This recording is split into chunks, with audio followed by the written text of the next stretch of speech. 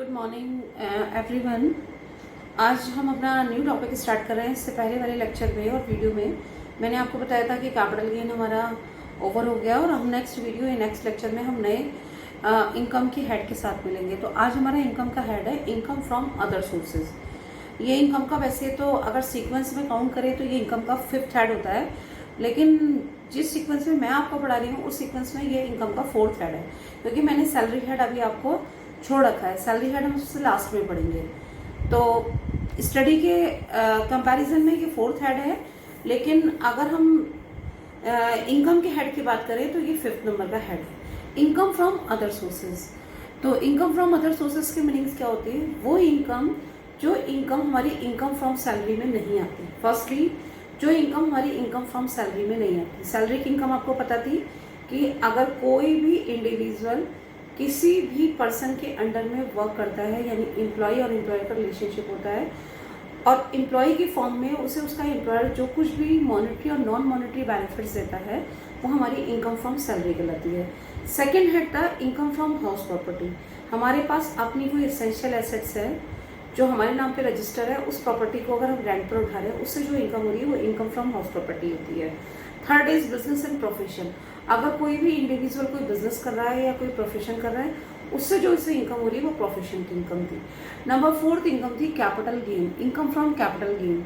जितनी भी हमारी कैपिटल एसेट्स होती हैं, land, building, plant, machinery, furniture, fixtures, shares, debenture, bonds, ornaments, jewelleries, ये सब हमारी अपनी कैपिटल एसेट्स होती हैं। अगर इन सारी एसेट्स को हम सेल करते हैं और सेल करने से हमें जो भी बेनिफिट्स होता है वो हमारा इनकम फ्रॉम कैपिटल गेन होता है। लेकिन हमारी जो ऑल ओवर इनकम्स होती हैं वो 5 पार्ट्स में डिवाइड होती हैं। तो सारी इनकम जो है वो इन 4th पार्ट में नहीं आएगी। जो मैंने 4th पार्ट रखे 1, 2, 3, 4, इन 4th पार्ट में हमारी सारी इनकम कवर नहीं हुई है। तो जो इनकम हमारी बचती है जो इन 4 पार्ट में नहीं आती, जो सैलरी में नहीं आती, हाउस प्रॉपर्टी में नहीं आती, बिजनेस प्रोफेशन में नहीं आती और कैपिटल गेन में नहीं आती, जो इनकम इन 4 हेड्स में नहीं आती वो सारी की सारी इनकम्स किस में आती है? Number 5th head. Number 5th head का मतलब इनकम फ्रॉम अदर सोर्सेज। फिर दोबारा मैं अपनी बात को रिपीट कर रही हूँ, जो इनकम हमारे इन चारों हेड्स में नहीं आती, salary, house property, business profession, capital gain, जो इन चारों हेड्स में इनकम नहीं आती वो सारी की सारी इनकम हमारी किस में आती है? अदर सोर्सेज में आती है। तो अदर सोर्सेज के अंदर जो इनकम होती है वो हमारी सैकड़ों इनकम्स होती हैं। अब मैं आपको इसका एग्जाम्पल देती हूँ। जैसे कोई भी कंपनी शेयर से डिवेंचर इशू करती है। जब शेयर से डिवेंचर इशू करती है तो पब्लिक उन शेयर्स और डिवेंचर्स को परचेस करती है तो कंपनी उन शेयर्स पर क्या करती है? अपनी शेयर होल्डर को डिविडेंड पेड करती है और डिवेंचर पे क्या पेड करती है? इंटरेस्ट पेड करती है। तो अगर किसी भी इंडिविजुअल को शेयर्स पर डिविडेंड और डिवेंचर पे इंटरेस्ट रिसीव्ड हो रहा है तो वो इनकम फ्रॉम अदर सोर्सेज की इनकम है। नंबर 1, वैसे सैकड़ों इनकम होती है लेकिन 10, 20, 50 में बता सकती हूँ अभी, ठीक है। तो शेयर्स की से जो डिविडेंड की इनकम हो रही है वो इंडिविजुअल की इनकम है, अदर सोर्सेज की इनकम है। एंड डिवेंचर से जो भी इनकम हो रही है वो भी हमारी अदर सोर्सेज की इनकम है। अब है second income from winning from lottery, crossword puzzles, ठीक है, हॉर्स रेस, गैम्बलिंग, स्पेकुलेशंस, ठीक है, आपका ये बैटिंग, इन सब से भी जो हमें इनकम होती है वो हमारी अदर सोर्सेज की इनकम होती है। जैसे लॉटरी से हमने कोई इनाम जीता, जैसे कौन बनेगा करोड़पति, तो कौन बनेगा करोड़पति एक क्विज है, ठीक है, तो उससे हमें जो भी इनकम हो रही है वो हमारी अदर सोर्सेज की इनकम है। तो लॉटरी हो गई, हॉर्स रेस हो गया, पजल्स हो गए, आपके क्या कहते हैं, गैम्बलिंग हो गई, बेटिंग हो गई, स्पेकुलेशन हो गया, इन सब से जो भी हमें इनकम होगी वो हमारी अदर सोर्सेज की इनकम होती है। नंबर 3, अगर हमारे पास कोई प्लांट है, फर्नीचर है, मशीनरीज है, ठीक है, उसे अगर हम रेंट पर उठा रहे हैं उससे हमें जो भी इनकम हो रही है वो हमारी अदर सोर्सेज की इनकम होती है, ठीक है। अब क्या है, इसके बाद है कि जितनी भी हमारे इंटरेस्ट होते हैं बैंक के जितने भी इंटरेस्ट होते हैं, चाहे हम पोस्ट ऑफिस सेविंग अकाउंट में जमा कर रहे हैं या बैंक में कोई फिक्स डिपॉजिट करा रहे हैं, या हमारे पास हमने कहीं पैसा इन्वेस्ट कर रखा है, या हमने कोई भी हमारे पास सिक्योरिटीज़ हैं, उन सब पे जो भी हमें इंटरेस्ट रिसीव्ड होता है वो भी हमारी किसकी इनकम होती है? अदर सोर्सेज की इनकम होती है। अब जैसे क्या है, जैसे इंटरेस्ट की मैं बात करती हूँ, जैसे इंटरेस्ट ऑन सिक्योरिटी है, इंटरेस्ट ऑन बैंक डिपॉजिट्स है, इंटरेस्ट ऑन लोन है, इंटरेस्ट रिसीव और delay refund of income tax है। तो जितने भी तरीके के इंडिविजुअल को इंटरेस्ट रिसीव्ड हो रहे हैं वो सारी की सारी इनकम किस में आती है? अदर सोर्सेज में आती है, ठीक है। अब income from A subletting house, एक वर्ड है income from A subletting house. ये सबलेटिंग हाउस क्या होता है? जैसे मान लीजिए मैंने कोई मकान किराए पर लिया, और मैंने उस मकान का किराए पर लिया, तो मैं तो टेनेंट हो गई, ठीक है। जिससे मैंने मकान लिया तो वो कौन हो गया? वो ओनर हो गया। तो उस ओनर को जो इनकम हो रही है वो हाउस प्रॉपर्टी की इनकम हो रही है। लेकिन मैं टेनेंट था, तो मैंने कोई मकान किराए पे लिया, तो उसमें बहुत बड़ा घर था, उसमें 3 रूम सेट था। तो मुझे लगा यार 3 रूम सेट बहुत ज्यादा हो गया, तो एक 1 रूम सेट जो है मैं किसी को सबलेट कर दूं। सबलेट का मतलब होता है किराए पे लेके मैंने अपना कोई हाउस, उसे अपने अंडर में कोई दूसरा किराएदार रख लिया, ठीक है, सबलेट कर लिया। तो वो कहलाती है हमारी सबलेटिंग इनकम, कि मैंने खुद मकान किराए पर लिया और उस मकान में मैंने एक दूसरा किराएदार भी अपने स्पेलर अपने साथ रख लिया, जिससे मुझे रेंट क्या हो रहा है? रिसीव हो रहा है। तो वो हमारी कौन सी इनकम कहलाती है? Subletting income. अब इसके बाद है remuneration receive by a teacher, lawyer doing examination work. जितने भी टीचर्स होते हैं, जितने भी प्रोफेसर होते हैं, अगर इन्हें ड्यूरिंग द एग्जामिनेशन कोई भी रेम्यूनरेशन मिलता है, किसी लॉयर को मिल रहा है, ठीक है, या किसी टीचर को मिल रहा है, या किसी लेक्चरर को मिल रहा है, या किसी प्रोफेसर को मिल रहा है डूइंग एग्जामिनेशन ड्यूटी, तो वो भी हमारी किसकी इनकम होती है? अदर सोर्सेज की इनकम होती है। उसके बाद है income from royalty. Royalty word क्या होता है? रॉयल्टी के मीनिंग्स क्या होते हैं? मैंने आप लोगों को पहले भी बताया। रॉयल्टी के मीनिंग्स क्या होते हैं कि अगर हम अपने किसी राइट को किसी को यूज करने के लिए देते हैं और उसके यूज करने के बदले वो जो कुछ भी अर्न करके हमें पे करता है, दैट इज कॉल्ड रॉयल्टी। यानी मैं अपने किसी राइट को आपको यूज करने के लिए दे रही हूँ, आप उसे यूज कर रहे हो और उसको यूज करने के बदले में जो भी आप मुझे मॉनेटरी बेनिफिट्स दे रहे हो, वो क्या कहलाती है? हमारी रॉयल्टी। ओके, तो अगर रॉयल्टी की जितनी भी इनकम्स होती हैं, रॉयल्टी के जो भी इनकम्स होंगी, जिस सोर्सेज से भी हमें रॉयल्टी मिल रही है, वो भी हमारी किसकी इनकम है? अदर सोर्सेज की इनकम है। डायरेक्टर फीस, देखो एक होता है डायरेक्टर सैलरी और एक होता है डायरेक्टर फीस। क्या करते, जैसे मान लीजिए कोई एक पर्सन है, वो 2-3 कंपनी का डायरेक्टर है, ठीक है। तो जब 2-3 कंपनी का डायरेक्टर है, तो एक जगह मान लीजिए वो परमानेंट काम कर रहा है, एक जगह वहां पे वो शॉर्ट लेवल में काम कर रहा है, शॉर्ट लेवल में थोड़ा सा टाइम के लिए है, एक टेम्परेरी बेसिस पर है। तो वहां से उसे जो रेम्यूनरेशन मिल रहा है वो हमारी कहलाती है डायरेक्टर फीस। तो डायरेक्टर फीस भी किसकी इनकम होती है? हमारी अदर सोर्सेज की, ठीक है। अब है agriculture income. Agriculture income in India अगर है तो वो एग्जेम्प्टेड होती है, लेकिन एग्रीकल्चर इनकम अगर आउट ऑफ कंट्री है, कंट्री के बाहर अगर हमारी कोई एग्रीकल्चर लैंड से कोई इनकम हो रही है, तो वो हमारी अदर सोर्सेज की इनकम कहलाती है, ठीक है। क्लियर हो गया? Income from market, ferries and fisheries. जैसे ये मार्केट लगती है गांवों में, ठीक है, मार्केट लगती हैं या पानी के तालाब होते हैं जिसमें हम लोग फिशिंग का करते हैं, फिशिंग का बिजनेस करते हैं, तो इससे भी जो भी इनकम होती है ये भी हमारी अदर सोर्सेज की इनकम होती है। उसके बाद है income from lease hold property. कोई भी लीज होल्ड प्रॉपर्टी है, उससे अगर हमें कोई इनकम हो रही है तो वो भी अदर सोर्सेज की इनकम है। नेक्स्ट है remuneration for written article in journal. जैसे कोई भी पर्सन कोई आर्टिकल लिख रहा है, कोई जर्नल लिख रहा है, उससे अगर उसे कोई भी इनकम हो रही है तो वो भी हमारी अदर सोर्सेज की इनकम है। अब है इनकम फ्रॉम अनडिस्क्लोज सोर्सेज। एक वर्ड है इनकम फ्रॉम अनडिस्क्लोज सोर्सेज। वो इनकम जिसके बारे में जिस इनकम के सोर्सेज के बारे में हम डिस्क्लोज नहीं कर सकते कि हमें एक इनकम कहाँ से हो रही है। जैसे हम ब्लैक मनी की इनकम बोलते हैं, किसे बोलते हैं? ब्लैक मनी की इनकम। तो ब्लैक मनी की इनकम पर भी आपको क्या बिना पेड करना है? टैक्स पे करना है। तो वो ब्लैक मनी की इनकम कौन से ऐड में आएगी? Income from other sources. तो इन्होंने कई तरह से एग्जाम्पल एक्सप्लेन कर रखा है। Cash credit which are unexplain, ठीक है, cash credit which are unexplain, यानी हमने कैश लिया क्रेडिट में और उससे हम एक्सप्लेन नहीं कर पा रहे कि हमने क्यों लिया है। अनएक्सप्लेन इन्वेस्टमेंट, वो इन्वेस्टमेंट जो हमने जिनके बारे में हम एक्सप्लेन नहीं कर सकते कि हाँ हमने पैसा कहाँ से इन्वेस्ट करा है। अनएक्सप्लेन मनी, अगर हमारे पास कोई मनी फाइंड आउट हो रही है, हम उसको नहीं बता सकते कि पैसा कहाँ से आया है।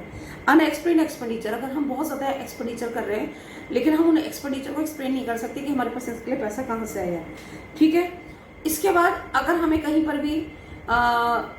पर भी हमारे पास अगर हमारे घर में अगर कोई रेट पड़ती है और हमारे घर से कहीं पैसा मिल जाता है और उस पैसे को हम नहीं बता सकते कि ये पैसा कहाँ से आया, किस तरीके से आया, तो वो भी हमारी क्या है? अनडिस्क्लोज इनकम है। इनको हम ब्लैक मनी भी बोलते हैं। तो ब्लैक मनी पे भी गवर्नमेंट को हमें क्या पे करना पड़ता है?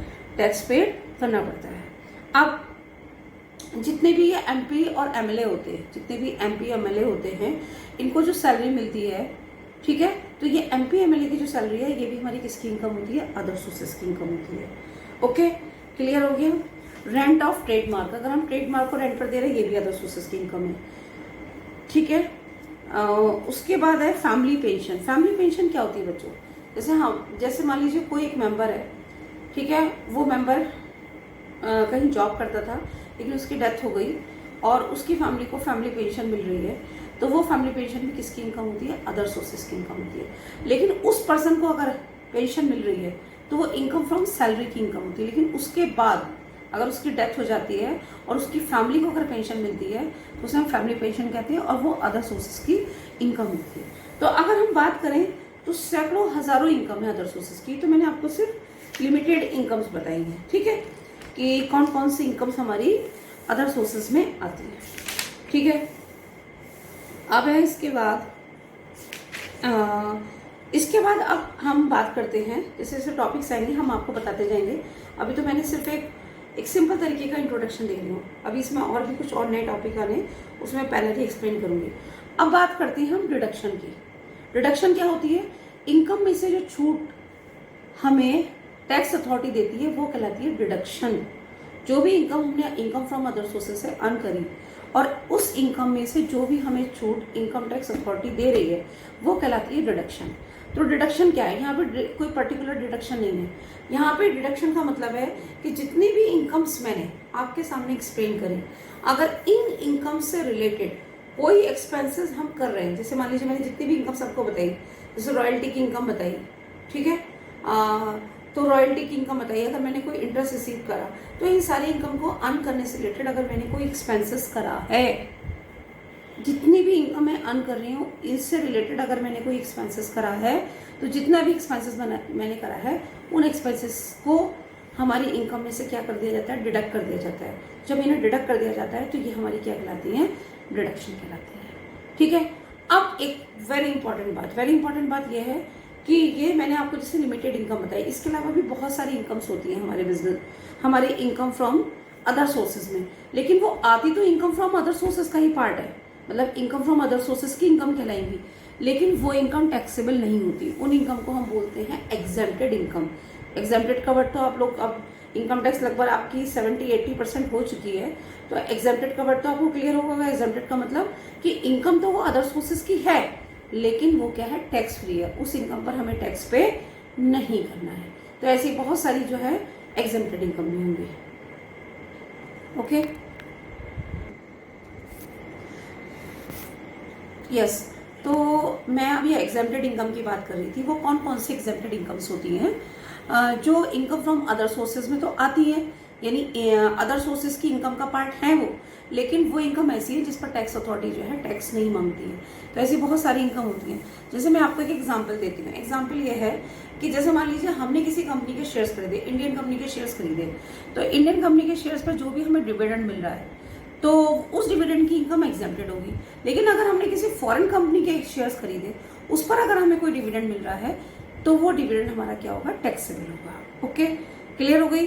ठीक है। जैसे मैंने भी आपको एग्रीकल्चर लैंड का एग्जांपल दिया कि एग्रीकल्चर लैंड की इनकम अगर इंडिया में हो रही है तो वो एग्जेम्प्टेड है, लेकिन इंडिया के बाहर अगर हमें एग्रीकल्चर लैंड से इनकम हो रही है तो वो हमारी क्या है? टैक्सेबल है। इसी तरीके से एक और एग्जांपल देती हूँ, डिविडेंड फ्रॉम कोऑपरेटिव सोसाइटी। अगर कोऑपरेटिव सोसाइटी के शेयर्स हमने परचेस करे हैं, उससे हमें अगर डिविडेंड मिल रहा है तो कोऑपरेटिव सोसाइटी के शेयर्स खरीदने के बाद जो भी डिविडेंड मिल रहा है तो वो डिविडेंड की इनकम क्या होगी? टैक्सेबल होगी, वो एग्जेम्प्टेड नहीं होगी। सिर्फ एग्जेम्प्टेड किसकी होनी? जो Indian company, simple Indian company के जो शेयर्स हमने खरीदे हैं उस पर जो हमें डिविडेंड मिल रहा है वो हमारा क्या? एग्जेम्प्टेड है।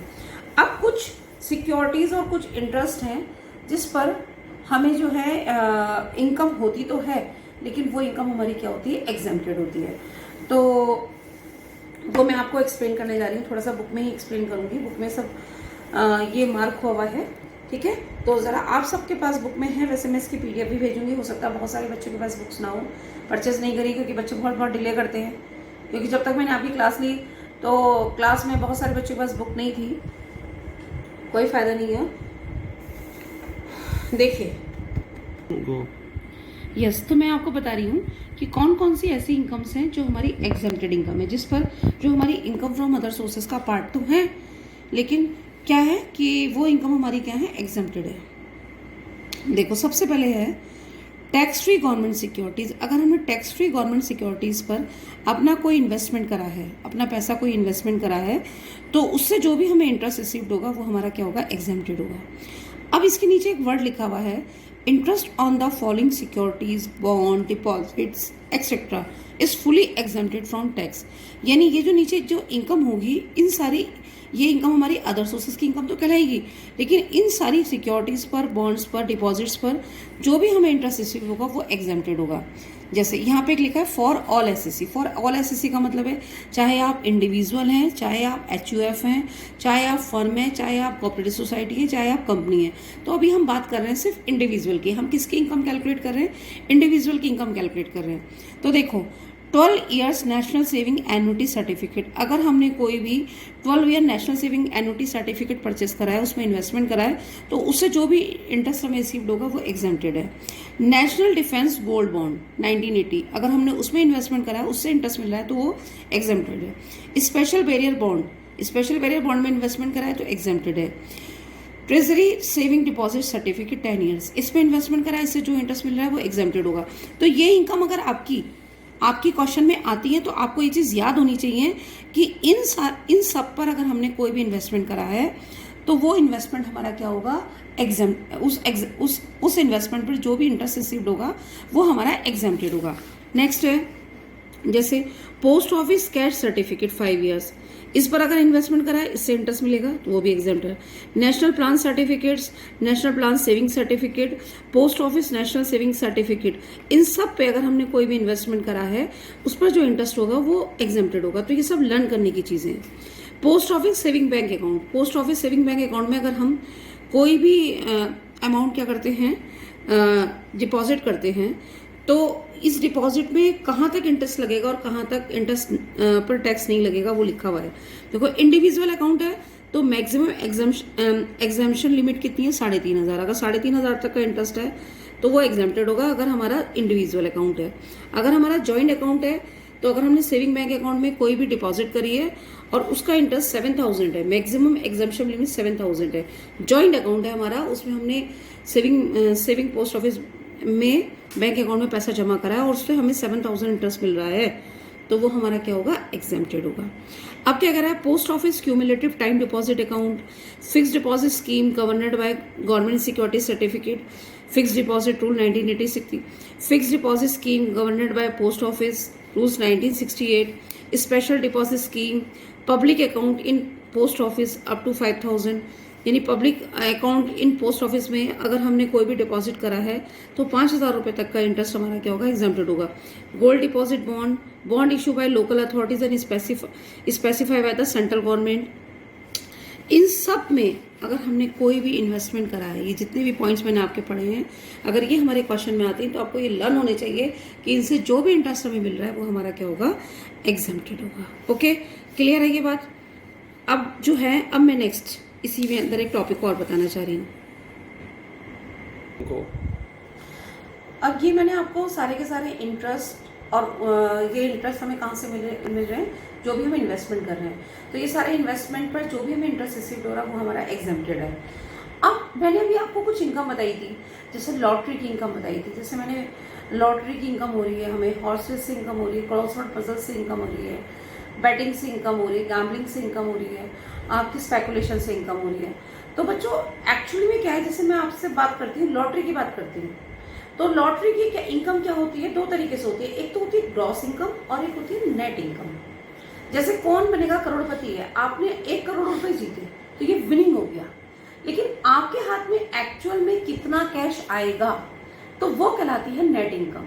अब ग्रॉस में 1 करोड़ जीते लेकिन आपके हाथ में 1 करोड़ नहीं आएंगे, पहले हमें उस पर गवर्नमेंट का क्या पे करना पड़ेगा, टैक्स पे करना पड़ेगा।